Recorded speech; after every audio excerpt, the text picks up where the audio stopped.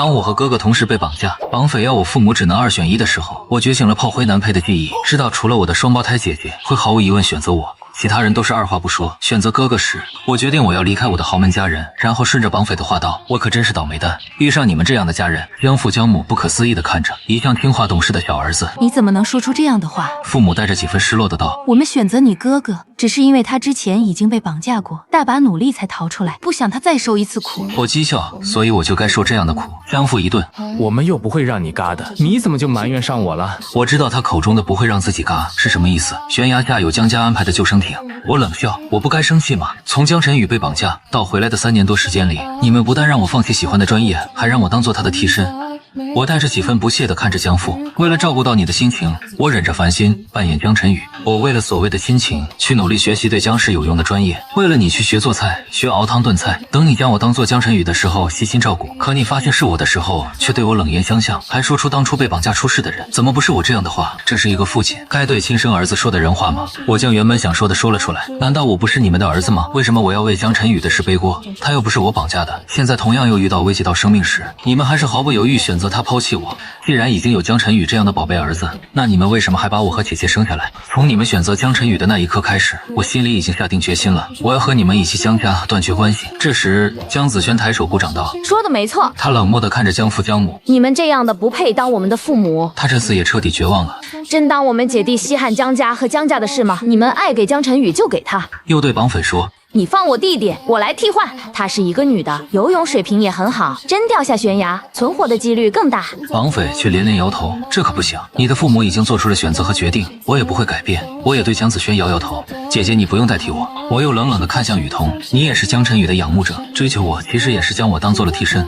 雨桐的心咯噔了一下，发现江晨宇朝自己看来，他抿了抿嘴，对我道对不起，他刚才做出了选择，也代表将我当做替身的事会满满浮现，所以索性不再隐瞒。可摊牌之后并没有他想的那么简单，反而心里烦闷闷的。我说出了原神的愿望之一，那我们分手吧，然后解除婚约。雨桐惊讶，显然没料到我会这样选择。在一起的日子，他知道我有多喜欢自己。江晨宇其实以前就发现雨桐对他很关注，回来后没想到他和自己的弟弟在一起了，原来他是将弟弟当做了他的替身。现在听到父母和曾经暗恋自己的人选择了自己，不介意对这个弟弟释放点善意，主要是不能真让这名绑匪大功告成了，否则我要是掉下悬崖出事，那父母和雨桐等人可能会自责，时间长了一定会在心里留下伤痕。很多时候活人比不过死人。江晨宇准备劝说绑匪将弟弟放了，于是他看着绑徒开口，你不要冲动，我们不过是……他的话才说了一句就被我打断了。我带着一种坚定不移地看着江父江母，你们既然选择了江晨宇放弃我，那就成全你们，不管之后我是死是活，我和你们都再无任何交集，和你们江家再没有半点关系。我的亲人只有江子轩这个姐姐。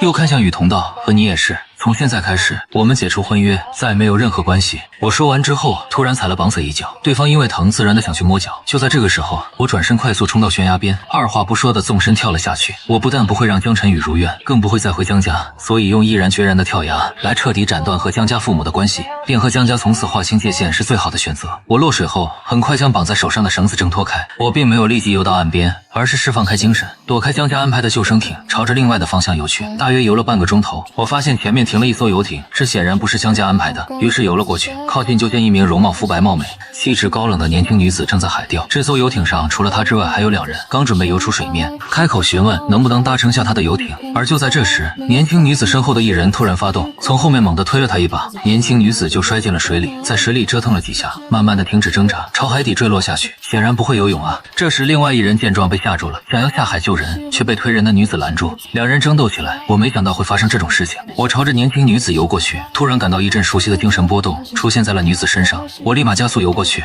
抱住已经快要溺亡的人，直接用嘴给他吐气，并声嘶力竭唤醒他。沈竹先睁开眼睛，就见自己在水里被一名男子紧紧抱住，对方在给他吐气。见他清醒过来，我离开他的唇部，搂着他朝着海面游去。很快2人的头便浮出水面，沈竹心脸色泛白，更甚至呼吸有些困难，一副上气不接下气的模样。也不知道什么原因，他莫名的相信着自己的陌生男子，于是带着沙哑的声音道，哟。我见他的脸色很怪，听到他的话有了猜测，我带你上去。而就在这个时间内，和他交手的另一人趁机将他一脚踹下了海。看到小姐被一名突然冒出来的男子救起来，他松了口气，也没等怀疑对方的身份和意图，他立即扔下了救生绳，对我说，麻烦你好人做到底。我微微点头，将救生绳拉过来，抓着爬了上去。我觉得他看着面熟，接着看到他手里的救心丸，从原神的记忆里下知道了他是谁。你是沈竹心，我所在的帝都大学有2大女神，一个是雨桐，一个就是沈竹心。原身见过沈竹心几次，有很深很深的印象。之所以印象深，还因为她是江晨宇未来媳妇沈心怡同父异母的姐姐。不过沈竹心是婚生女，而沈心怡是私生女。我发现自己就是个炮灰，而爱人在小世界里，每次都是原本应该死去的人。沈竹心抬头仔细看了看我，确定不认识。他问你认识我？我笑着道：“我在学校见过你，是你的学弟。对了，我叫江子墨。”沈竹心冰冷的脸上露出微笑。现在我们认识了，多谢你今天救了我。我笑着挥手，客气客气，我也是碰巧。沈竹心问：“你怎么在海里？这貌似也太凑巧了。”我说到我自己跳海的，沈竹心和他身后的女子都蒙圈了。跳海，我诚实说，我和我哥哥一起被绑匪绑架到了海边的悬崖，他让我父母和未婚妻选择一个人，另一个则要被丢下海。他们都选择了我哥哥江晨宇。我当时很生气难过，于是就主动跳海来和他们恩断义绝。虽然和雨桐订婚的是原身，不过现在这个锅背在了我身上，我得提前让爱人知道，不要误会。也不知道什么原因，明明是第一次见，可听到我口中提有未婚妻，沈竹心的心难受一下。你还有未婚妻？他身后的女子听到这段话，一头的黑线。这应该不是重点吧？我连忙解释道：“我们曾经虽然订婚，不过还是清白的。”我又补充道：“在我跳崖前，我和他已经解除婚约了。”沈竹心脸上的笑容微微变大。这样的未婚妻不要也罢。原身的愿望有3个：一是和江家的人雨桐断了关系；2是在圈子里做出超越江晨宇的成就，让大家知道我并不比对方差；第3就是报仇雪恨。前面1个我已经做了，接着就去完成剩下的2个。现在遇到病，救了沈竹心，就是一个比较好的开始。他只要不嘎，沈家和他们父女创办的医药公司就不可能再让沈心怡继承得到。听完我的话，沈竹心和女子都知道了我的身份。沈竹心问：“你哥哥是江晨宇？”我挑挑眉：“你认识我哥哥？”沈竹心摇头：“不认识。”不过有所耳闻，3年前他突然失踪，江家疯了一样的找，听我爸和学校里的人提过。不过我连他长什么样都一无所知。他虽然听学校里的人提过，说江晨宇在医疗工程方面很有天赋和成就，可惜失踪了，但却从来没有关注过他。他这么说，我眼中染上一层笑意，原来是这样。接着我问我能不能坐你的游艇回去，这里离海岸边还有很长的路程，我可不想再游回去。沈竹心微笑道：“当然没问题，上船整理整理。”沈竹心带有一丝笑意道：“还有10分钟就能靠岸了，看你身上啥也没带，我送你回家吧。”他接着想起来，我和家里人已经没任何关系，又补充道：“你要是不想回家，我也可以帮你安排别的住处。”站在身后的助理兼保镖大小姐会是想以身相许吧？我对她自然不会客客气气，我不想回家，就麻烦你帮忙安排下吧。沈竹心微笑着道：“你救了我，为你做这点事情，应该的。”我接着和她借了部手机，按照记忆里的号码拨了过去。很快电话被接起，问是哪位？我开口道：“姐，你现在方便说话吗？”江子轩呼吸急促了下，担心的问：“我现在没和他们在一起，你还好吧？”他这会儿正带着人坐救生艇在附近的海域找我。我说道：“我好好的跳海。”之后我就自己挣脱出来，游了一会儿后还被人救了。江子轩大大的松了口气，没事就好。他又道：“这是救你的人的手机，你让他加一个我的微聊，把定位发来下，我现在过来接你。”我说是救我的人的手机，不过姐你不用来接我，就依旧装作没找到我的样子吧。我知道江子轩会担心，所以这才先给他打电话报个平安。江子轩很聪明，立马就听出来我的意思。你也想玩玩失踪？我扬起嘴角，江晨宇可以玩，我为什么不可以？我又问姐，之前在悬崖上，我无意中看到跟在你们后面不远处有人一直都在录视频，是和你们一起的吗？江家父母，我姐和雨桐都带了保镖过来，只是那名绑徒不让这些人靠近。原生那次，江子轩让保镖从头至尾录了视频，只可惜最后江晨宇反而劝说成功，绑徒放了人，显得他很有能力，他就没把视频发布出去。可之后却被沈心怡黑了手机，剪去前面江家父母和雨桐放弃原生的那段，把视频发布出去，整个过程看上去江晨宇临危不惧，原身焦急不安，形成了鲜明对比。在圈子里，大家都称赞江晨宇，而觉得原身确实要差很多，难怪江晨宇回来就没有位置了。这次完全都不一样了，也轮到他们来利用视频。江子璇知道弟弟没事后，整个人才放松下来，他微笑夸赞我弟弟果然聪明。我就怕他们整一顿骚操作，所以让保镖全程录下来，也能有个证据。接着带着几分少有正经的问：“你之前在悬崖上说的话是真的吗？”我回答：“当然了，既然江晨宇回来了，那我就什么都还给他吧，不然还以为我多稀罕江家呢。我这次是真的彻底失望了，那样的父母和亲人不要也罢。”江子轩先是沉默半晌，接着带着一种欣慰的道：“你终于想明白了。”他这次也彻底的对父母失望了。我道：“我也是这么想的。江子轩这个龙凤胎姐姐，在江家的待遇还不如原生呢。我问姐，演戏你会吧？”江子轩自信的道：“我虽然不会娱乐圈，但我觉得自己演技还是说得过去。”我失踪几天再出现，你先找我2天，然后将那个视频发出去，也趁机代表我和你自己和江家恩断一绝。对了，你再帮我去吕家退个婚，顺便在圈子里宣扬下雨桐那渣女被我扔了。江家和吕家爱面子，可我却无所谓，要丢人就一起丢。再说错的也不是我。江子轩唇角微微上扬，这个主意不错，我一定办好。我说我会重新去买个手机，办张卡之后告诉你。江子轩点点头。挂完电话后，我将手机还给沈竹心，能不能再麻烦你帮我买个手机，办张新卡，我之后挣了钱还你。好人做到底吗？更何况这是我女人呢。没问题。不知道为什么，沈竹心听到我和自己不见外，非但不生气，心里还莫名其妙地生出一种从未有过的开心。沈竹心将我送去名下装修好却没有住过的一套公寓里，两人刚坐下不久，就有人送来了一部新手机和一台笔记本电脑，换洗的新衣服和睡衣睡裤也送了不少过来。多谢，我知道爱人一向善良体贴，所以没有特别惊讶。沈竹心微微一笑，不客气，那你先休息，有事给我打电话就行。我猜他要去处理那名内鬼的事。好，沈竹心离开后，我用手机给姐姐发了消息，又打开了笔记本电脑，点开搜索，搜沈心怡。很快沈心怡的资料就出来了，籍贯美丽国，开了一家的网络数据公司。我很快攻破沈心怡开的公司数据库，发现了不少夹带的私货。这表面是一家为客户做数据库的网络公司，可实际上却专门帮客户黑对家的数据库，提供对方整个公司精确的运营、销售等数据，还会根据这些数据帮客户做针对性的方案，反正非常恶心。我将这些私货的证据全部下载和保存，放到了新的一个邮箱里保存，又黑进了沈心怡的手机和电脑，发现他果然指使人联系过那名绑匪，还有指使人对沈竹心下手的通话和聊天记录，不过都被他将痕迹都清除了。我将那些清除的数据还原，将证据保存了下来。延伸的记忆里，江家和我姐都重点查过那名绑匪，可却没有查到任何有用的东西，包括通讯记录都是正常的，代表对方只是因为他儿子的死才做了这样的事，后面没有人指使，所以这事儿也就这样过去了。也因此，曾经的沈竹心落水死亡后，虽然他父母都彻查了，却没有发现是沈心怡做的。过了1个多小时，门铃响了，我打开门，就见沈竹心提着一袋吃的站在门口。吃完饭后，我想了想说，能问你2个隐私问题吗？你要是不愿意回答，就当我没问。沈竹心抬头，你问吧。我问你知道沈心怡吗？沈竹心愣了一会儿，知道，是我父亲的私生女，怎么了？我实话实说。我发现他是3年前绑架江晨宇的人，怀疑这次的绑架也和他有关，所以入侵了他的手机和电脑。不但发现这件事是他指使的，还发现你落水也是他背后操控的，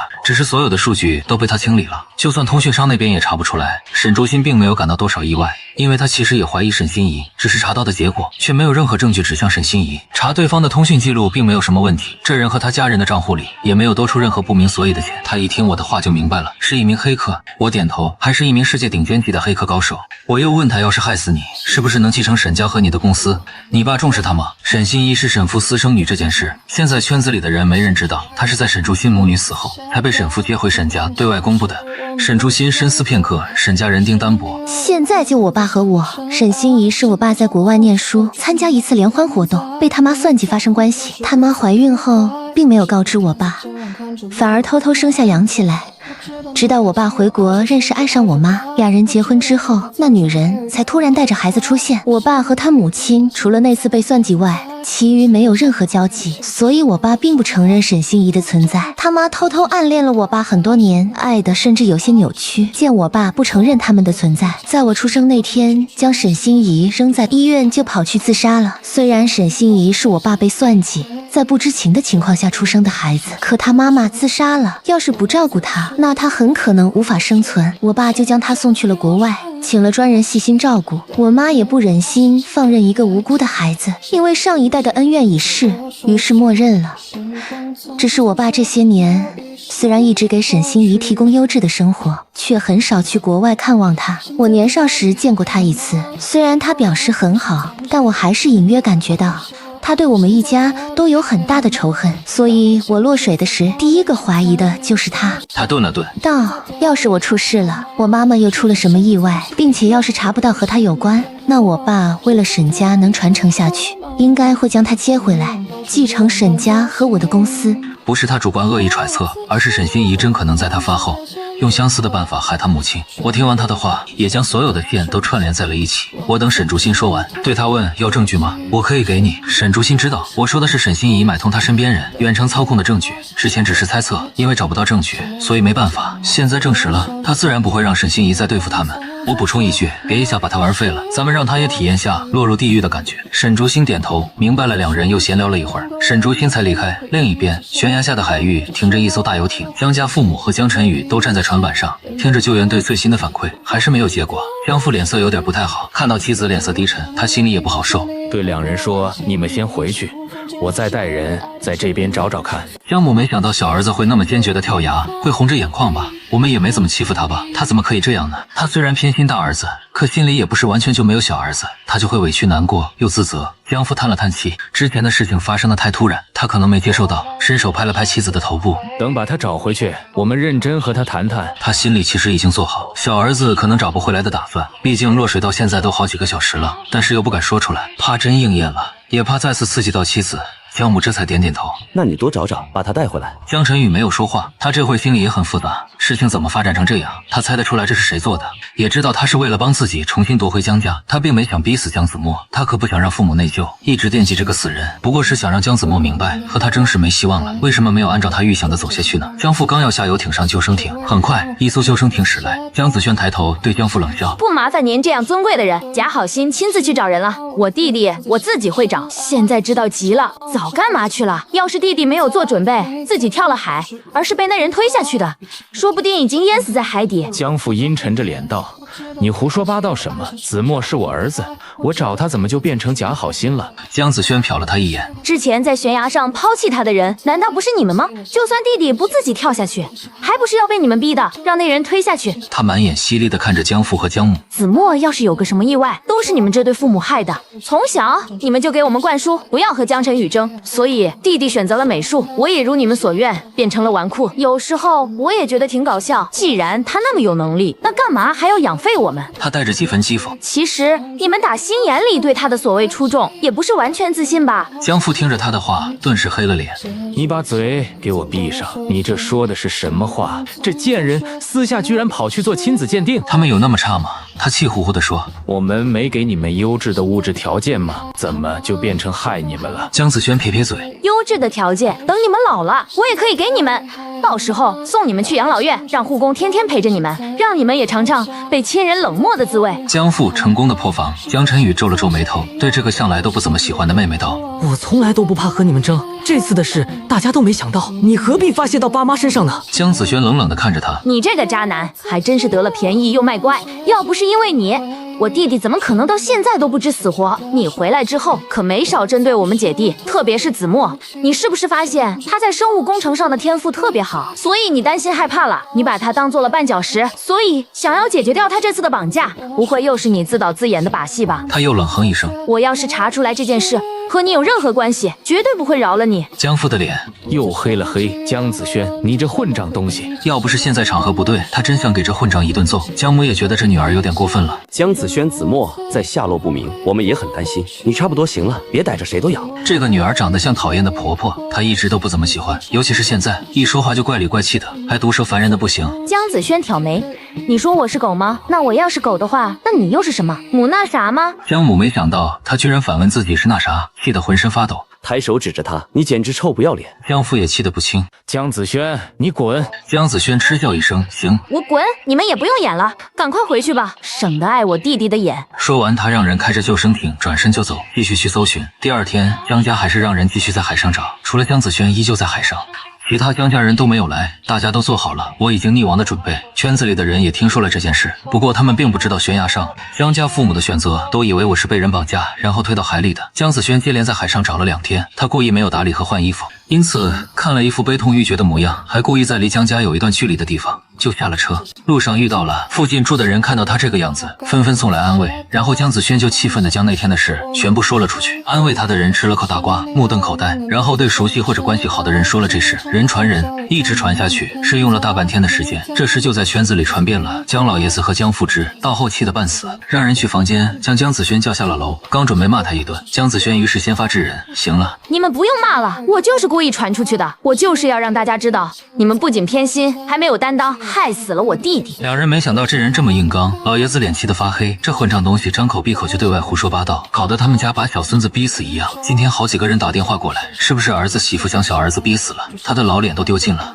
江苏沉着脸说：“你去和别人解释，说你是因为没有找到你弟弟，这才生气，胡乱说的。”江子轩挑眉：“我要是不呢？弟弟说的还真对，江家人太有面子，越是哪里软就往哪里踩，反正他们都这样对他们姐弟了，他们自然也不用管这些亲人痛不痛。”江父气愤的道：“那你就给我滚出江家！”江子轩等的就是他这句话，他已经不再失望，反而带着一种讲不出来的开心。他也满脸的怒气：“好啊，那我现在就滚，反正这江家我和弟弟一样不稀罕，我也和江家恩断义绝。”他说完转身就走上楼，将早就收拾好的行李箱拖着离开。江老爷子和江父江母又被气了一次，不过也想要搞下江子轩，让他知道离开了江家，他什么都算不上。江家除了卧室，其他地方都装着监控。我因此看完了我姐对两人的，不得不赞叹一句，他姐这演技完全可以去娱乐圈混了。不过想必也是积攒了很久。美女总裁就是已经被女主打败的反派，这一次性发泄出来，我也看出来了，江老爷子和江父并没有将我姐说的话放在心眼，因此这个亏他们给吃了。刚将监控关闭掉，我就接到我姐的电话，她问到子墨：“我刚才已经和江家断绝关系了，是不是过会就将视频发出去？”我说：“你一会儿直接发个朋友圈，就说你要和这样无耻的江家就此了断，然后带上视频。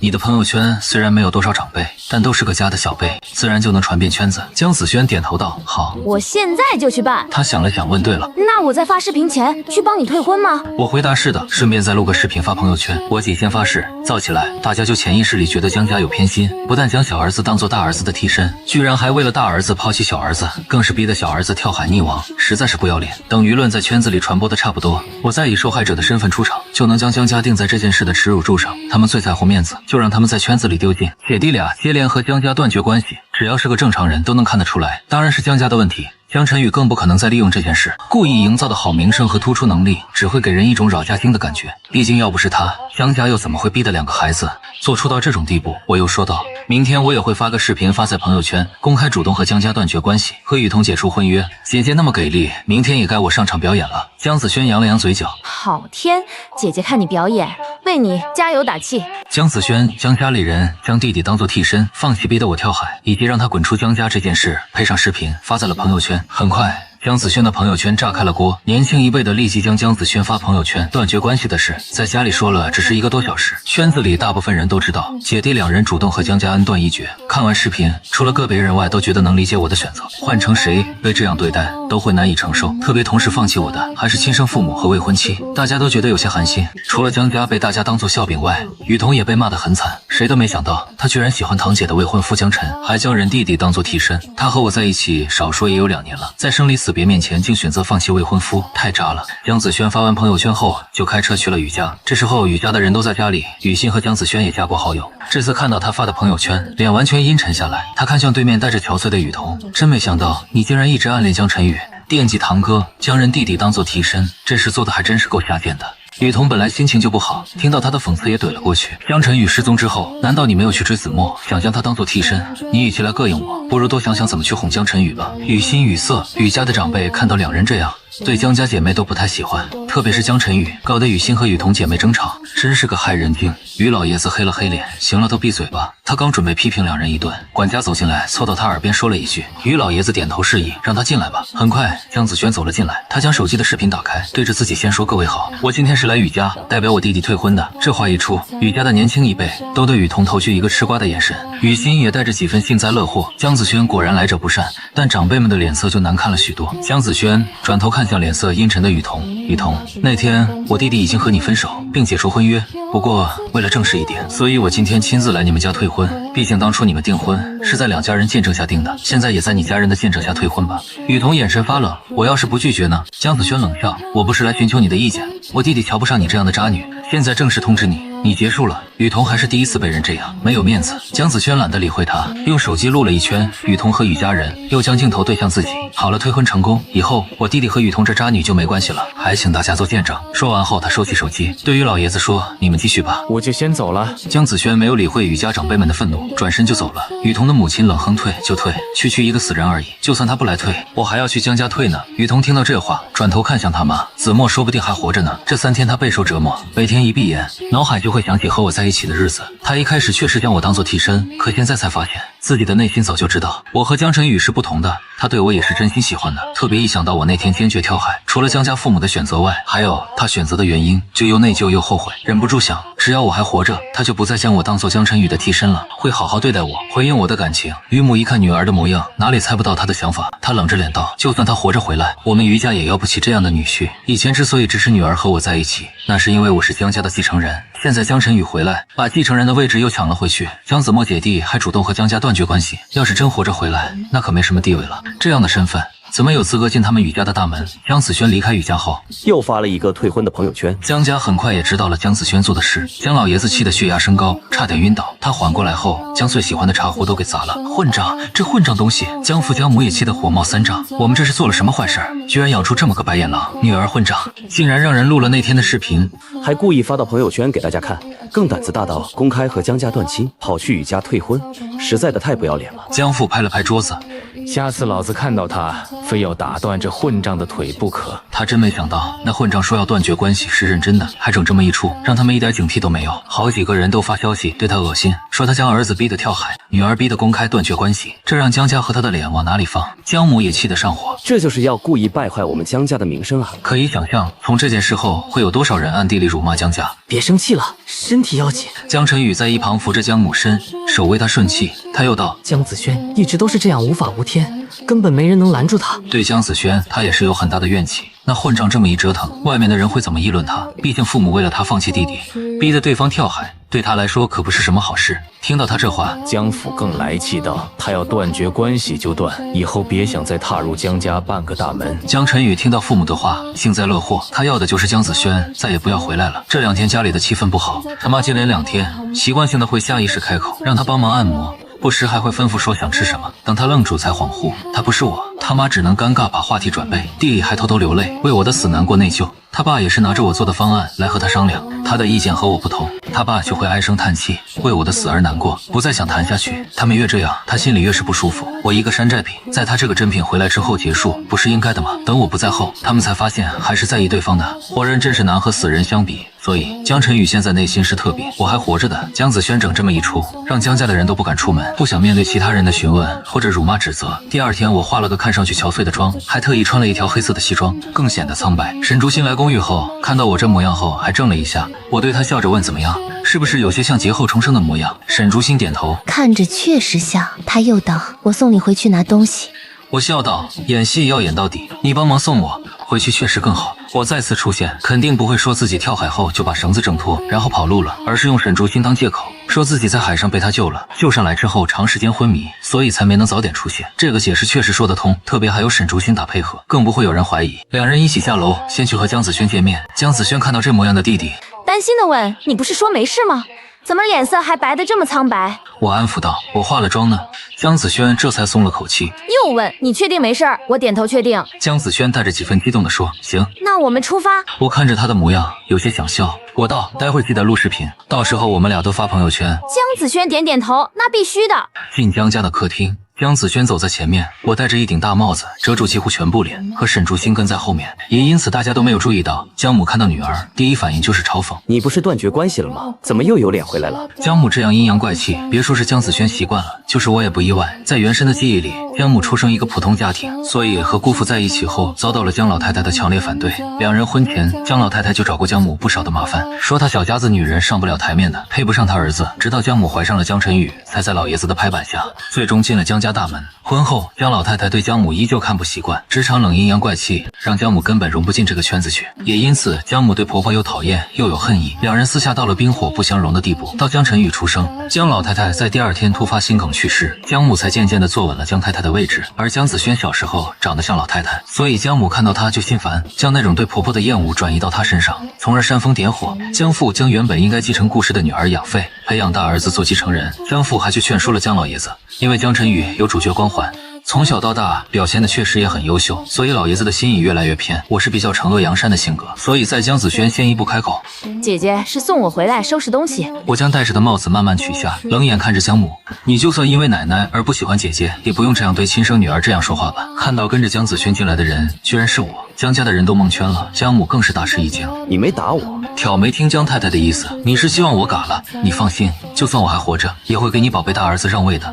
我脸上带着冷血，我那天跳海前就说了，离开江家和你们恩断义绝。江母其实不是故意这样问的，只是因为心里已经做好小儿子已经溺亡的准备，突然看到我回来，才不小心说出口这样问。听到我的讽刺的话，江母的脸有些把持不住，说话也锋利许多。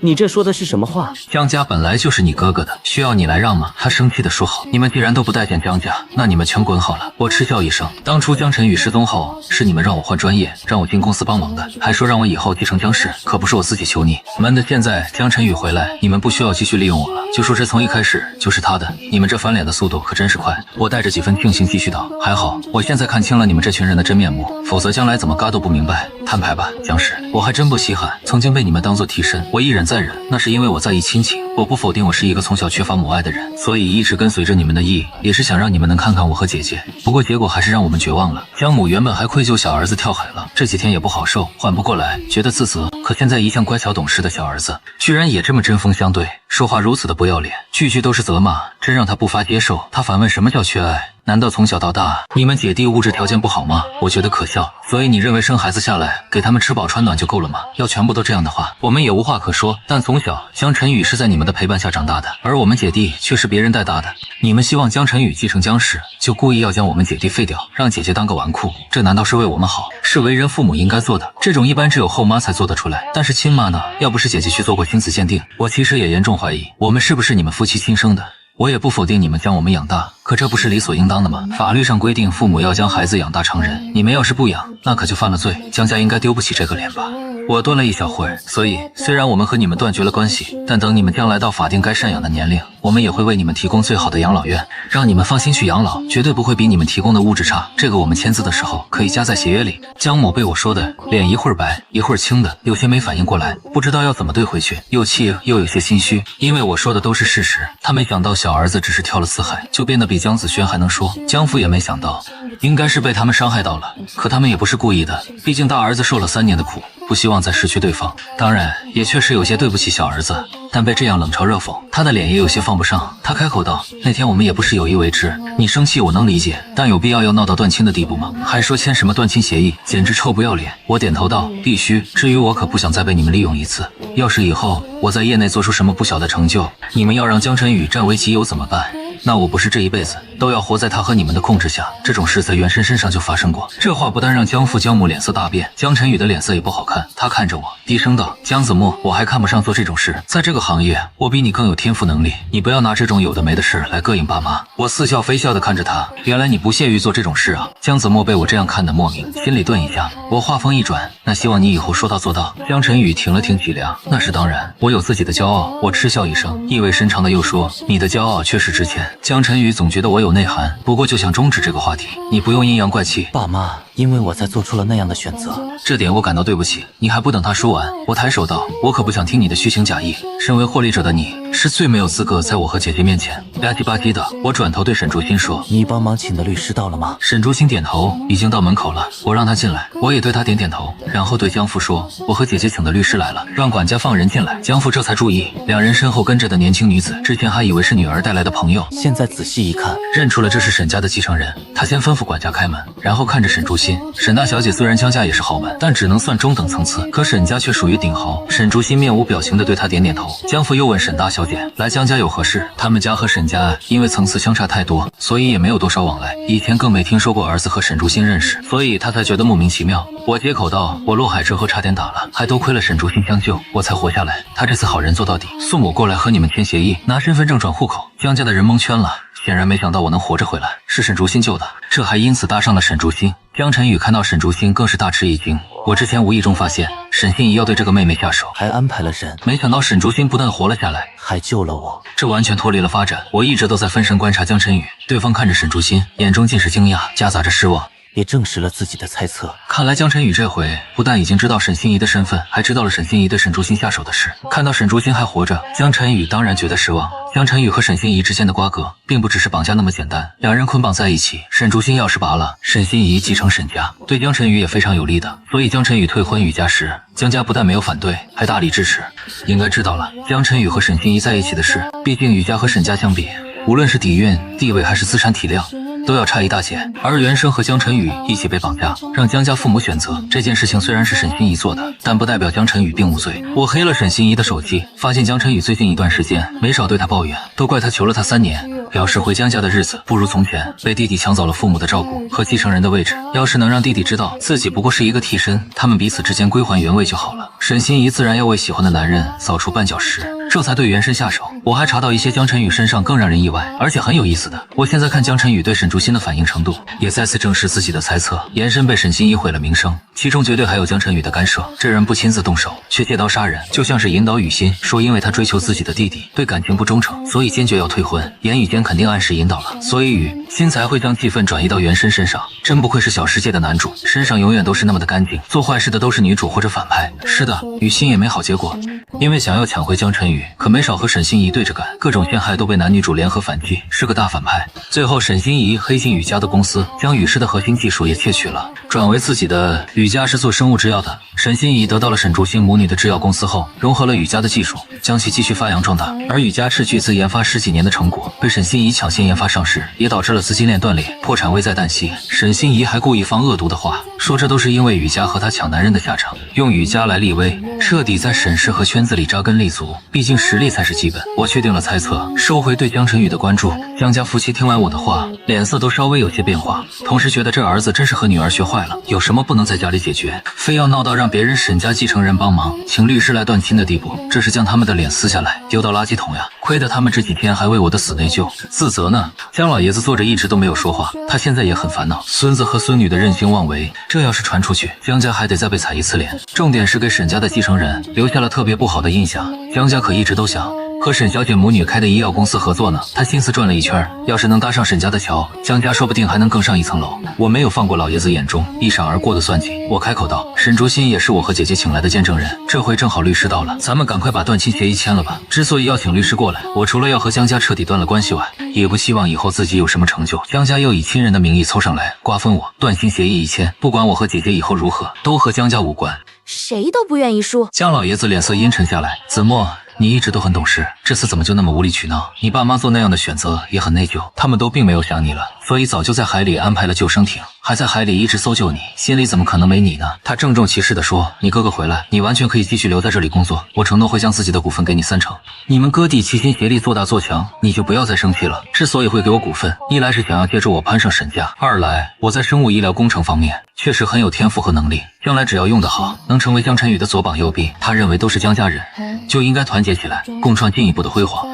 我一听这些话就知道老爷子的算计，我都和江家撕破脸皮了，自然不会在乎什么，于是露出个嘲讽的笑容。果然江还是老的辣，江老爷子这文字游戏玩得真好。现在江家在江氏有55%的股份，可老爷子你却早就将大头股份转给了大女儿，另外2个女儿也分别给了5%的股份，自己只留了10%。你给我手中股份的3%，外人不清楚的肯定以为你将整个江氏的股份给我1/3呢。我要是拒绝，还觉得我不识抬举一样；我要是同意，显得我舍本逐利，就像是来威胁要股份，依旧想留在江氏一样。更何况你觉得我会去江氏继续受江晨宇的气，当他的替身？我又不是喜欢自虐的类型。我谢谢你的好意，可惜我不接受，无论是江氏还是江家，我什么都不要。一会儿我走，也只会带走身份证。江先生和江太太到了该赡养的年纪，我和姐姐也会担负责任的。养老院随便他们挑，江家父母确实将他们养大了，那他们负责给对方养老也是应该的。他们主动提出来，是谁都找不到能攻击的方向了。要是江家以后破产了，他们也会做到，将2人送去条件好的养老院，让对方也体验下没有亲人，只有护工相伴的感觉。江老爷子没想到自己的算盘一下就被孙子点破，他脸色又难看了好多。刚想到说点什么，江子轩开口道：老爷子，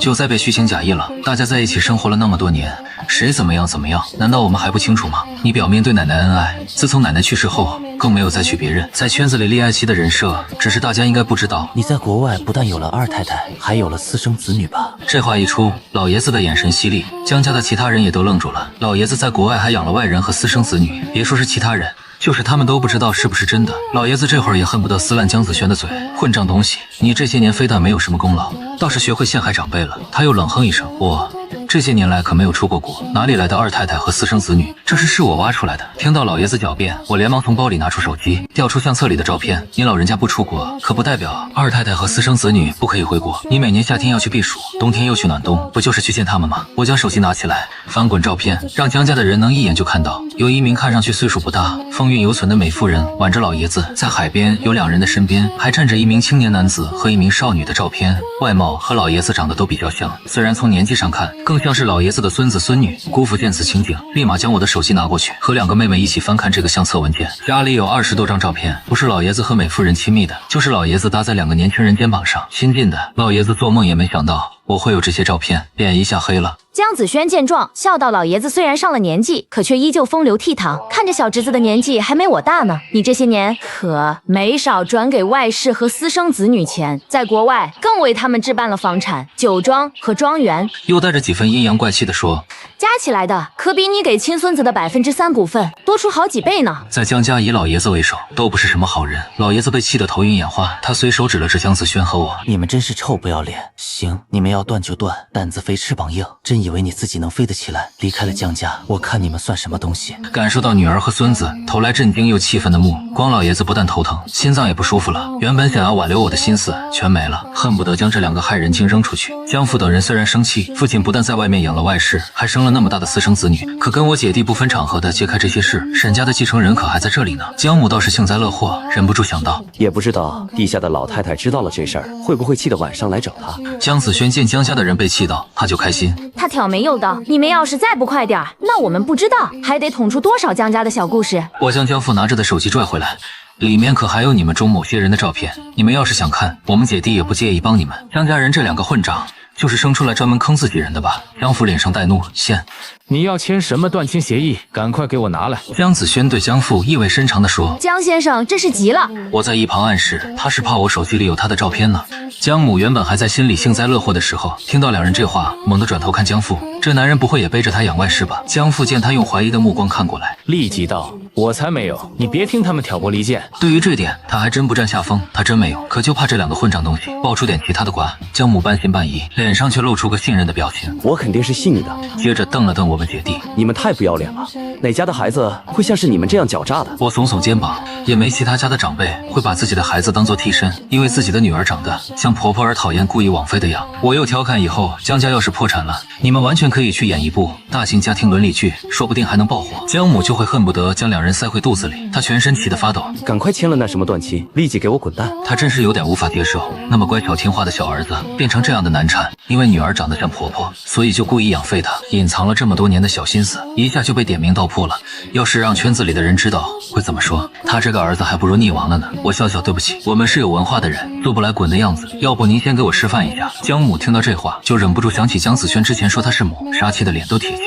当初真是不该生下你们的。我撅撅嘴，说的像是我们姐弟很想在你肚子里一样似的，像是那个绑匪说的，我们宁愿投生个穷苦之家，至少还有亲情，不会被亲爸妈故意养废或者卖掉吗？江母颤抖着用手指着我，大口喘着气。你江家的人怎么也没想到，我今天就像是江子轩附身一样，不但毒舌，还句句扎心，全都讽刺在了重点上。不对，比江子轩还难产，许多性子要待在家里，他们整天还不得受气。对，赶快签吧！这回江家的人不再有任何的犹豫，只希望赶快签了断亲协议。这对姐弟滚蛋！江晨宇过去扶住江米，伸手从背后为他扶起，却没有说话。他今天算是看出来了，这不是闹着玩，是真要和江家断绝关系。所以无所谓，逮一个咬一个咬一个。以前还真看不出来这个弟弟那么难缠，对上这种完全无法无天的人，他还是保持沉默，省得飞蛾扑火。这样也好，至少过了今天的事，无论是爷爷还是爸妈，都不会再挂念我这个小儿子，更不会再想将对方留在公司里。我敏锐地发现了江晨宇的眼神，大约能猜测到对方一些想法。果然是会咬人的狗，不孝上都是躲在后面让别人上。不过以为这样就没事了吗？好戏才刚刚开始，今天这个算不上什么，希望江晨宇以后能承受得得住。江家二话不说的要签断亲书，我就让沈竹心的律师拿出早就准备好的协约。江父翻看了一遍，并没有什么问题，于是签上了自己的大名。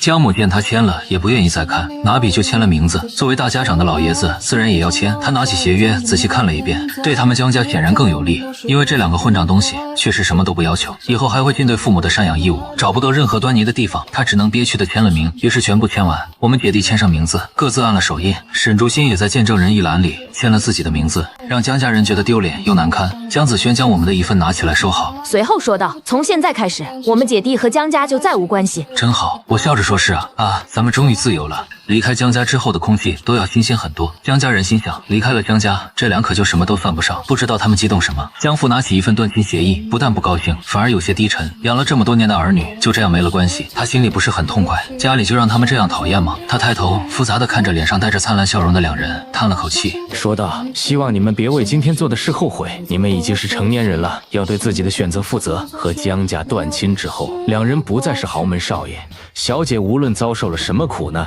江家不会再管。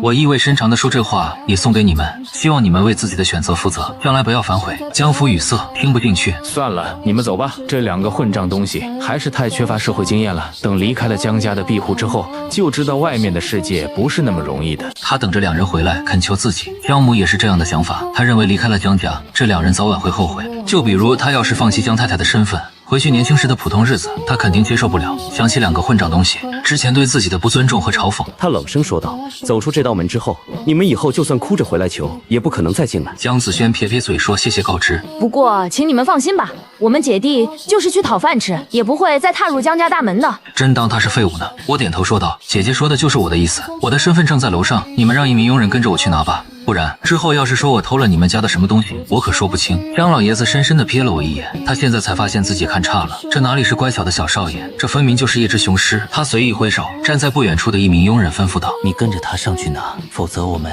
也说不清。”我回原身的房间拿了身份证，其他连看都没看。转户口律师会帮忙办，不用我们姐弟。在和江家交接下楼后，我对两人招招手。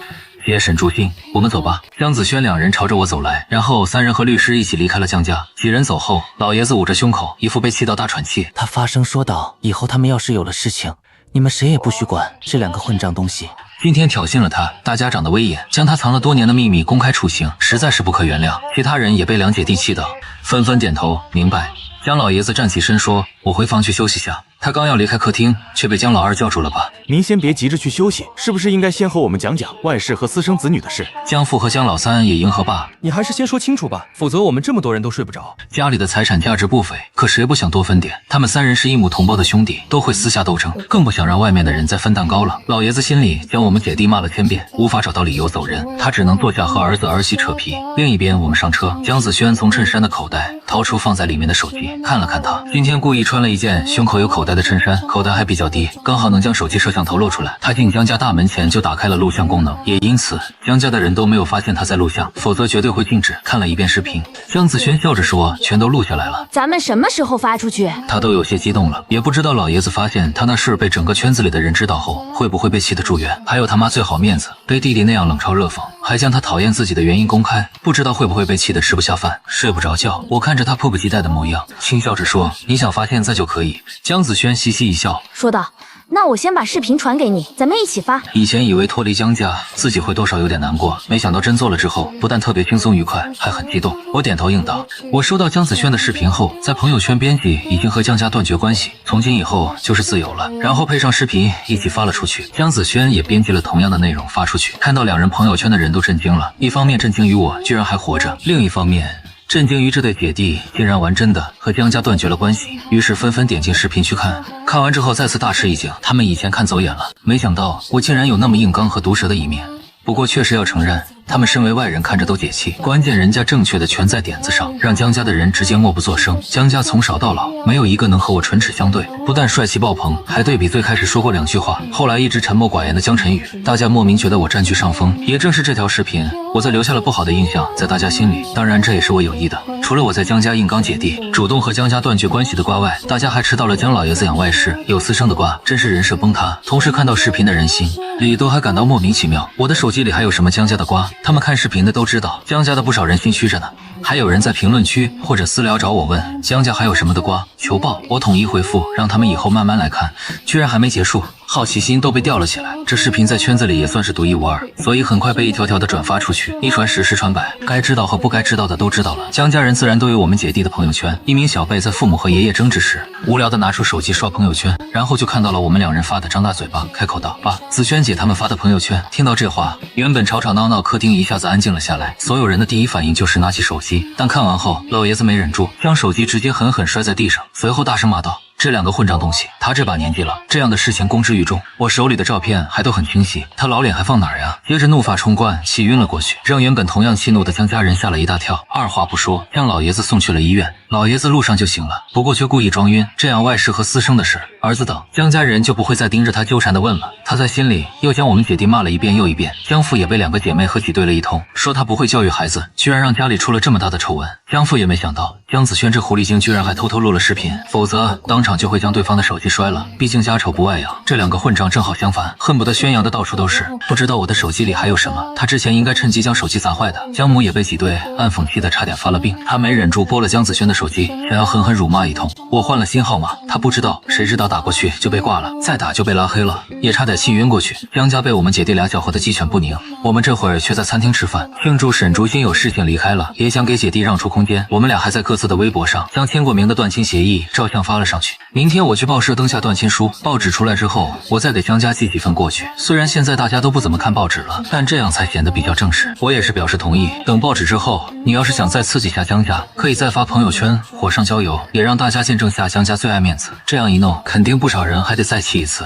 江子轩伸手捏了捏我的脸，说道：“没想到我弟弟越来越损了，不过我更喜欢了。以前弟弟就是太听话、懂事和重视亲情，这才会被利用。现在这样反而就很好，谁都别想再欺负他。”我对这个姐姐也挺喜欢和亲近的，身为你弟弟可不能差劲啊。两姐弟说着话，江子轩的手机响了，我无意中看到来电显示，原本眼中的笑意瞬间变冷。江子轩没有发现弟弟的细微变化，很快接了电话，然后就被对方质问：“江子轩，你要和江家断绝关系，有询问过我的意见吗？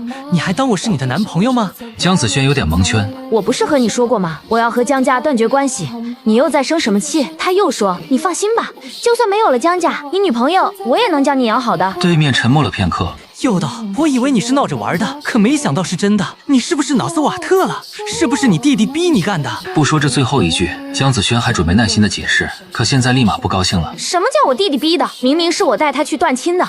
我在江家早就留不下去了，难道你不清楚？你到底站哪一边？那边直接发火，骂道：“江子轩，你真行！你居然对我不想再理你了。”说完就将电话狠狠挂了。江子轩放下手机，脸色有点不太好。我问林子昂：“电话吗？”江子轩点头回答对。他看到我发朋友圈断亲，不开心了。他无语的又反问我：“刚才哪里骂他了？居然敢挂我电话，简直神经！”我直直的说道：“不过是他想挂你电话的理由罢了。”我姐刚才就反问了一句，连分贝都没提高，更别说骂了。江子轩叹了口气，说也不知道他想什么。他就是不想你离开江家。我看他这模样，想着早断早好，这次能早点看清楚对方，直接分手，也不用再被那个男人害惨。江子轩不明白，他家破产了，我就算不离开江家，也没法帮他们家重回巅峰。我离开江家之后，反而可以光明正大的去接手自己的公司，还能帮上他娘家不少。他这些年表面是个只知道胡吃海喝的纨绔，背地里却和朋友在其他市开了2个公司。这次没有江家的瓜葛，他就能在帝都开分公司了。我诚实说，你和江家断绝了关系，就不再是豪门小姐。他想要重回豪门的梦就彻底破碎。他娘家一直想翻身，他们都觉得江家可以扶持，所以他知道你真和江家恩断义绝后，才会那么着急。我姐的男朋友林子昂家以前也是豪门，比江家差点那种，两人是青梅竹马长大的。在大学就确定了恋爱关系，只是去年林子昂家的公司因各种原因倒闭了，家里的房产等都拿去抵债，但我姐并没有因此嫌弃对方，拿出私下开公司赚的钱帮忙。林子昂接受不了家里破产的事，觉得在圈子里丢尽了脸，就让我姐送他出国上学。这些年所有的学费、生活费以及他娘家人的家用都是我姐出的。我愣了愣，问姐，他去国外上学，你就没有查过他最近和谁频繁接触吗？江子轩猛地问道。他怎么了？肯定有事，否则弟弟也不会这么问。我拿出手机进入一个邮箱，调出了一些照片。随后说：“你自己看看吧。”江子轩接过来一看，就见男朋友和一个长相甜美又娇气的年轻女子举止亲近，虽然没有过分的行为，但却感觉得出来暧昧。特别是她男朋友看向对方的眼神，更甚至还带着一种爱意。江子轩看完后脸都黑了，随后冷声说：“他这是要给我戴绿帽子，你知道这女的是谁吗？”我也没不准备隐瞒下去。这人是沈家的私生女沈心怡，也是绑架求了江晨宇3年的人。她故意接触你男朋友，并且诱惑他爱上他，这回两人只是暧昧，她还没利用这男人出招对付你呢。江子轩被惊到了。沈家还有私生女江晨宇，是他绑架的。江晨宇不是说他是国外的绑匪，将他绑架，然后软禁在实验室里，想让他研创新型医疗。他也是3年后才找到机会偷跑的吗？这解释大家都相信了，因为那个时里在国外暗地，江晨宇说还有不少雇佣兵守着，江家的手伸不了那么长，只能任由发展。原来都是假的。我点头说道，她是沈家不承认的私生女，过去想害死沈竹心，抢走沈家，因为之前问过沈竹心同意。我将他们家里的这些事讲给我姐姐听，我说了说沈心怡的身世背景，又继续说道，江晨宇出国留学，和沈心怡在同一所大学，两人没多久就恋爱了。沈心怡是一名天才黑客，所以大学期间，更甚至江晨宇毕业回国后都帮了他很多。之所以会绑架求江晨宇，是因为江晨宇和雨欣在国内订婚，被他发现了，所以他才会在江晨宇出国考察的时候，气愤的将人绑走软禁。不过江晨宇也是乐意的，两人这3年来可都是干什么都一起。所谓的求起来，不过是人家情侣的打情骂俏。现在沈心怡之所以放江晨宇，也是他答应回来就和雨欣退婚。江子轩没想到真相是这样的，那江晨宇也没表面这样清高不近女色，背地里玩的还挺花。他知道沈心怡的私生女身份吧？点头。回到大学的时候还不知道，他应该只是和沈心怡玩玩，所以回国后才会和雨欣订婚。被绑架之后他发现了，两人纠缠了3年他才回来，这些都是我利用技术黑的。沈心怡表面看着可爱甜美，背地里却是个变态的女人，更仗着她自己是顶尖黑客，所以在她国外的家里，除了卫生间外的地方都装了监控。平常她出去工作就会用远程监控江晨宇，所有的监控视频她还都保存在了电脑里。沈心怡的防火墙对我来说是简简单单，所以我黑进她的电脑后，不但看到了两人的对话，还有两人那啥的视频。看到江晨宇在那方面的主动，我都惊讶了好久。这可和江晨宇平时清高的气质形成太大的反差，难怪沈心怡根本不舍离开他。沈心怡对感情有点偏执，江晨宇却不一样。在我看来，江晨宇确实是喜欢沈心怡的，特别两人这些年分分合合，各种纠缠加深感情，利益对江晨宇来说更重要，所以才会选择雨欣。后来知道沈心怡的身份，并在他表示一定会拿到沈家后，他又果断抛弃了雨欣，回到沈心怡的身边。原是那次江晨宇是在沈竹心落水去世，沈心怡被沈父接回国后才和雨欣退婚的，所以江晨宇是极其理智现实又有野心的男人，最终会选择的永远是最有利的。江子轩听完后3观被推倒了，江晨宇不但在订婚前就和沈心怡私会，和雨欣订婚后又出轨沈心怡，这也太坏了。雨欣的头绿完了，紧接着才想起来他自己也被戴绿帽子了。他带着一种一言难尽的模样问沈心怡跑去勾引我男朋友，江晨宇知道吗？我回答应该不清楚。江晨宇比较双标的，他可以一手未婚妻一手真爱，但却会膈应沈心怡，私下里和其他男人在一起。而且沈心怡只是勾引你男朋友，并没有和他发展到非要捆在一起的地步，是你男朋友渐渐坠入爱河的，最后被他利用。仔细看看照片上，沈心怡对你男朋友都是带着一种故意的隔阂的，反而是你男朋友不停地凑上去才看着暧昧的。小世界的女主身边当然不会缺少追求的男人，而且各种类型都有，不过人家只爱男主江晨宇，对其他男人可以假暧昧多利用，但却不会染上身。他自嘲地说道，我很早就发现他不像是曾经的他了，真没想到竟然会变成这样。我回到以前还是豪门少爷，本性自然不用暴露出来。江子轩看了看沈心怡的照片，随后出声问道，我觉得自己不比沈心怡长得差呀，那男人瞎了眼吗？我捂脸笑说，那确实瞎了眼了，我姐姐确实长得不比沈心怡差，却带着一种若无其事，是圈里出名的纨绔小姐。而沈心怡表面是天才精英，难触碰的花朵，自然更吸引男人。你男朋友觉得你这样的大冤种，不用花心思就能被他左右，没什么挑战性，还是沈心怡更让他着迷。是我看到林子昂和哥们亲口说出来的话。江子轩曾经认为和林子昂青梅竹马长大，又确定了恋爱关系，对男朋友和男朋友的家人好，不是理所应当的吗？对方竟然把自己当做了冤大头。不过这次一想，自己不断的帮助那男人和他家，确实挺冤大头的。我看着自家姐姐脸上不断变换的神色，询问道，姐，你是不是也没有自己认为的那么喜欢他？江子轩挑眉问着你，这都看得出来，曾经确实挺喜欢的，可自从他出国之后，我们异地见面的次数越来越少，他除了要钱外，都不会怎么主动联系我，我主动给他打电话，他都敷衍过去，这样的感情随着时间就不行了。我不久前提出想去找他，他更甚至还找理由拒绝了。美女总裁就是已经大姐结束，所以我其实有这段感情可能要结束的心理准备。其实只要对方没有背叛他，一直会对他负责。谁知道对方直接给他戴绿帽子不说，还想继续让他当大冤种，嫌弃地说：“我现在就是比较恶心那个绿我的，是江晨宇的女人，确实挺膈应的。”我见姐姐没有被打击到，叹了口气。原神的记忆里，沈心怡回国后一段时间，姐姐的男朋友也回来了，然后在江家就一直很针对江晨宇。原神一开始还以为那男人是因为姐姐才这样，后来死前才从沈心怡的口里知道，姐姐被害的残疾是他利用那男人做的。所以子墨对林子昂很讨厌，提前让姐姐知道真相也好，不再继续当大冤种。我接着对他一个安抚的眼神说，他们以后都不会好过的，所以现在先让他们多猖狂猖狂。你那个男朋友以后说不定还会哭着回来求你了，那男人也是个狠心又现实的。江子轩嗤笑说道，要真有那么一天，我头也不回就走，一眼都不会多看他。他可以接受那男人因为不再喜欢自己而分手，却无法接受背叛，还是戴了绿帽，笑着说，其实现在发现他的真面目还真是挺好的。我眨眨眼提醒姐，你可以转过头看看，其实更好的风景在后面呢，比如暗恋你的学弟什么的。当然有坏的男人，自然也有好的。原生当年被逼的出轨，江子轩大怒，在江家大闹一番，也被算计驱逐出家门。过了几天，林子昂打电话说被欺负了，他姐冲着去，就被早就有所准备的人打了。后他才发现了男朋友的真面目。我姐断了腿，林子昂居然狠心分手，不管他转身就离开了。我姐没去求江家，而是被一直暗恋他的学弟发现，赶忙送去了医院，并在医院一直照顾陪伴他，还将他带回家照顾。延伸知道后，姐姐的双腿已经不行了，而那名学妹在这样的艰苦情况下都始终不离不弃。延伸将自己所有的积蓄转给姐姐后，次日就被沈心怡的人绑架撕票。最开始接受记忆延伸的愿望主要是报仇和超越江晨宇成就，可在见到江子轩后，我突然又接受到一个可以单独奖励愿力值的原生愿望，也就是完成这个愿望的奖励是完成之前3个同样的愿力值。原生希望我能帮他姐姐改变命运轨迹，希望姐姐能幸福下去。原生求我一定要尽力去做，另外3个愿望反而没那么重要，也代表这个心愿是原生最在意的。从这点也能看出原生很重视亲情，在原生内心，姐姐比报仇更重要。江子轩哭笑不得，我发现你有当神棍的潜质。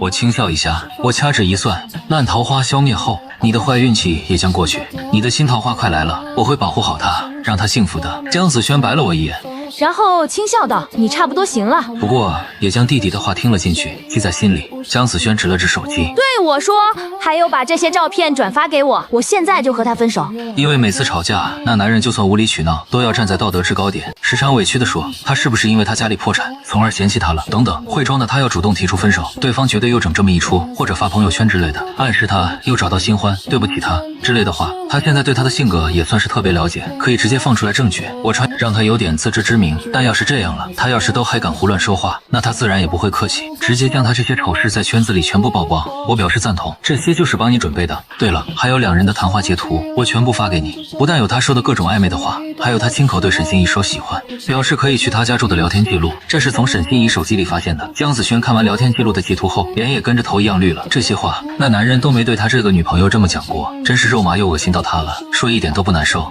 是骗人的。毕竟曾经是真心喜欢过，在一起这么多年，将来准备嫁的人，可现在却真是1分钟都不想耽误。江子轩这边发分手消息，我的手机突然响了，我拿起来看了看，是雨桐打来的视频通话，我二话不说的直接挂断掉，然后将人拉黑。这家伙肯定是看我发的朋友圈，知道我没打，所以就打来了。这种脚踏2条船的渣女，我才不屑理会，我已经为她找好了出路。等沈心怡被我逼回来，就让对方来和这渣女以及雨欣那个害过原神的渣人去厮打了。江子轩发了消息，看到弟弟拉黑雨桐，他赞同的说漂亮，接着又感叹说道，我们姐弟真是不幸，遇到的不是极品佳人，就是被恋人背叛。我无奈的说，是啊，不幸，谁让我们姐弟都是小世界的炮灰呢？要给男主铺路。接着我突然话锋一转，不过没关系，之前的惨，之后的下半辈子就该咱们掌握。江子轩笑着说，你说的对，以后轮到咱们享福了。我们俩将这些破事和破人丢开，聊起了对未来规划。国外一家酒吧，林子昂挂完电话后，脸上还在带着怒气，他是真的特别气愤江子轩，直接和江家断绝关系。之前江子轩转给他的几千万，被他爸拿去开了个小公司，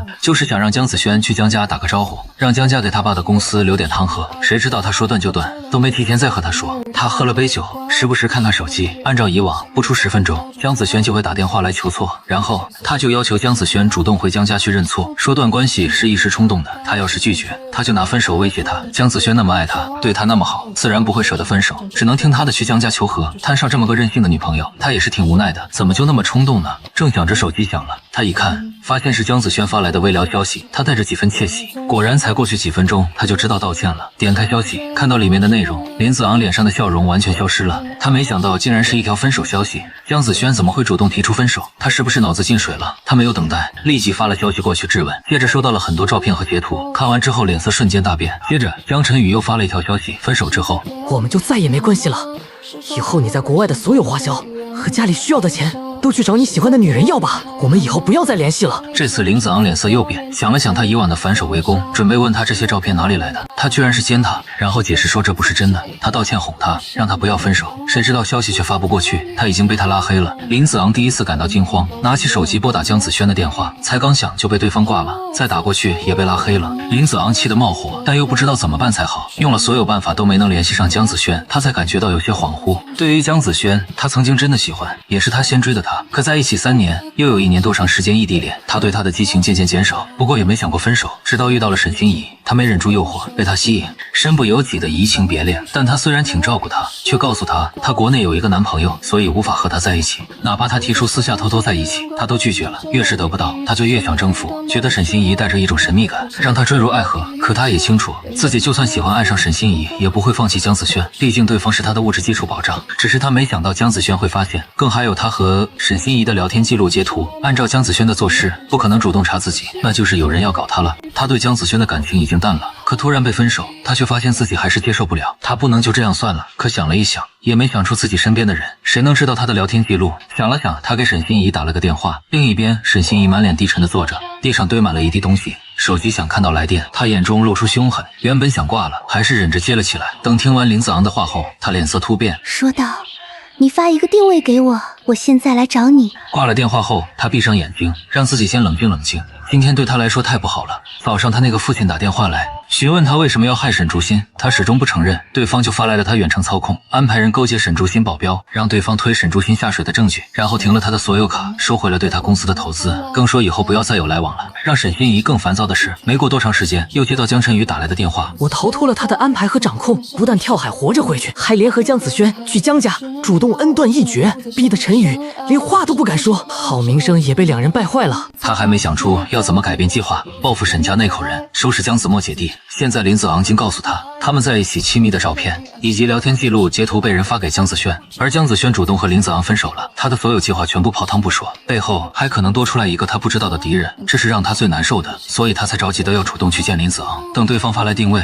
他拿着车钥匙就立马开着前往。到了酒吧，沈心怡紧皱眉头，找到林子昂走了过去。我们去外面说，这里太吵了，不方便，很可能被刻意偷听。林子昂看到他过来，像是找到了救世主，点头哈腰起身，谁知道因为之前喝多了，站起来的时候头有点晕，腿一软，直接进到沈心怡的怀里。沈心怡低头闻着他身上酒味混杂着香水味，恶心的差点想吐，伸手将他推开，不耐烦说道：“小心点。”而刚才的那一幕，两人像极了情侣抱在一起，被人偷偷拍了下来。林子昂站稳后，跟着沈心怡去了他的车上。沈心怡直截了当的开口：“将江子轩发给你的消息给我看看。”林子昂将手机赶紧递给他。沈心怡看完照片和截图后，脸色变幻。他问你的聊天记录会不会被谁偷看了？林子昂摇摇头说：“我已经回忆了好多遍，现在一个人住，手机从来没有开过，我半晌也没有给谁用过，所以不可能。所以我才想问，是不是你那边被人截图了？”反正不是要搞他，就是要搞沈心怡。沈心怡是黑客，对手机的重视度更高，除了江晨宇，从来没有让人碰触过。他眉头皱得更深，说我怀疑我们的手机被入侵了。我再看看他自己的手机，来之前早就检查过，并没有发现被入侵的痕迹，现在又检查了一遍，冷一路的同样没有发现，只能说明他们的手机没有被人入侵过。这些截图不知道是谁从林子昂手机里弄到的，还有一个可能有一名比他技术更高的黑客入侵了他们的手机，然后把所有痕迹都消除，连他都发现不了。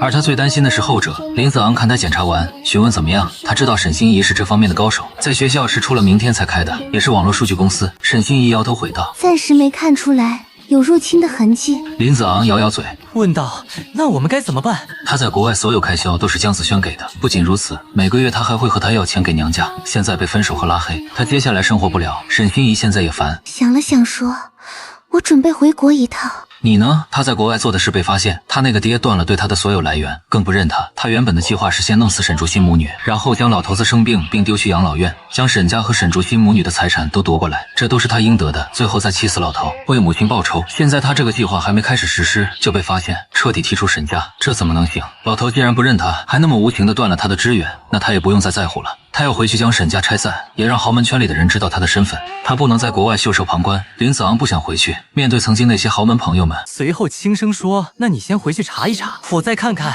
沈心怡没耐心陪他周旋，面上却没有任何表情。我送你去吧，江子轩那边再和你联系。这发生什么事情，你就第一时间告诉我。林子昂点头。沈心怡回到家后，买了3天后回国的机票。我回到公寓，很快破开了沈心怡心加密的防火墙，果然发现林子昂和他联系了。他也按照我预想的着急回国。我关了页面，撅起嘴。沈心怡一直都自认为他自己是顶尖黑客，就是帝王一般的存在，可以随意玩弄别人的成果。被他狙击垮掉的公司有几十家，他想盗用谁的技术成果就盗用，想盗用谁的隐私消息就盗用。更可恶的是，想监控谁就监控，完全没有底线的胡作非为。这次我也要让他尝尝被人操控、拽着鼻子走的滋味，更要让他明白人外有人，天外有天，让他感受被监控的恐惧。我没有拿走江家的卡，我姐要给我一张卡，我也没要。现在和沈竹心也没有在一起，就不好意思用她的钱，特别是再过1周就要开学了，我得赚点生活费供自己花。我点开一个专门接私活的网站，接了几份高报酬、专业性比较强的单子，卡上多了1万多块后，我又接了一个做防火墙的单子。傍晚，沈竹心带着饭菜过来，正好看到我在做这个，他知道我在黑客这一块的技术比沈心怡还厉害，开口询问：我们公司也想重新做防火墙，你感不感兴趣？自从知道沈心怡能轻而易举侵入沈氏和他公司的内部后，他就想请人重新做更好的防火墙，始终没发现合适的人。毕竟沈心怡可是世界排名前10的顶尖黑客，不找比他更厉害的人来，还是很容易被入侵。现在看到我居然会这个，他立即起了心思。公司确实需要，二来他也能借着这个多和我接触联系。我停下手上在忙的工作，转身笑着问：你这是找我做生意吗？沈竹心清冷的眼神溢出丝笑意。请你这样的顶级网络天才为我们公司做防火墙，是我们的荣幸。我抿抿嘴说道：你挺会说话型。我接了沈竹心眼中的笑意更深了。说报酬随你提。我忍下想要抚摸他头的冲动，现在还没到时候，你看着给吧，我并不在意这个。沈竹心见我是认真的，也没有矫情，回道行他高兴，我不和自己太见外。两人正说着，沈竹心手机邮箱有消息，他打开看看，对我说沈心怡订了回国的机票，咱们要开始了吗？我回道还不急，先等他和江晨宇动作敌，不动我不动，我们再反击，让他们也知道失败的滋味。沈竹心点头，然后将私家侦探发给他的照片转发给我。我已经帮他的手机做过防火墙，加密过，沈心怡没办法入侵。我顺便将林子昂在沈心怡怀里的照片转发给姐姐，发完了对沈竹心说：你父母常用的电子设备也可以拿来我做下防火墙。8、9不离10就被沈竹心侵入过，只有掌控了沈家3人的动向才好算计。沈竹心挥手道：正好，我父母早就想感谢你救了我。他父母最近几天都想要亲自感谢我，可他又怕太唐突，所以就让他们先等，等到我家的时候，他们还特别的愤怒，并取消了原本准备和江氏合作的一个计划。我笑笑说：你父母客气了。过了2天，我跟着沈竹心去他的公司和沈氏做了新的更强的防火墙，但除了沈父和沈母外，没有人知道是我做的。他们也是防沈心药，怕对方伤害报复。我见了沈竹心的父母，看上去两人彼此之间围绕着一种无形的默契，两人确实很恩爱，眼神不会骗人，两人对我也很热情大方。特别是沈母，虽然是一个我行我素的女强人，但对我却像是个温柔慈爱的母亲一样，拉着我的手一直说话，谈笑之间还没少夸她女儿。我也很随和，不到1天的时间就拉近了和沈母的关系，一起共进晚餐。我才回公寓，沈心怡悄悄回国，并没有通知沈父。沈竹心之前安排的人跟踪沈心怡，不过也被对方甩掉了，也因此沈竹心送饭给我的时候对我说：要注意，沈心怡的反侦查能力应该很强，跟踪她的可是我高价请的雇佣兵，可是还是跟丢了。我说不是他反侦查厉害，而是他自己弄了一个防追踪软件，只要安装了这个软件，在他周围的范围里，手机电脑都会被探测到，你雇佣的人一定会被发现，一直出现在他的范围里，很明显是追踪他，所以他调开监视范围，想要甩开对方不是多难。有一说一，沈心怡不愧是7月男主选的女人，在网络技术上的天赋和能力确实很强。